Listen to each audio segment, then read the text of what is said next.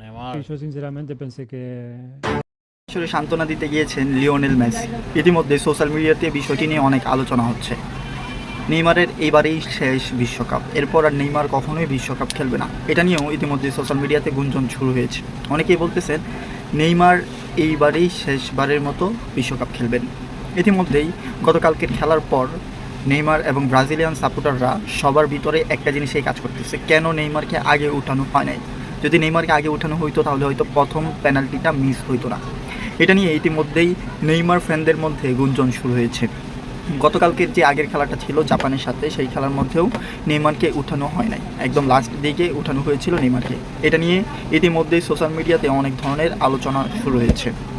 বলা হয়েছিল এবার এই খেলার মধ্যে নেইমারকে প্রথম দিক থেকেই উঠানো হবে, বাট তারপরে উঠানো হয়নি বলে ব্রাজিলিয়ান সাপোর্টারদের মনের মধ্যে অনেক বিবৃতি শুরু হয়েছে। আপনাদের মতামত অবশ্যই ভিডিও কমেন্ট বক্সে জানাবেন। সবাই ভালো থাকবেন, সুস্থ থাকবেন, আল্লাহ হাফেজ।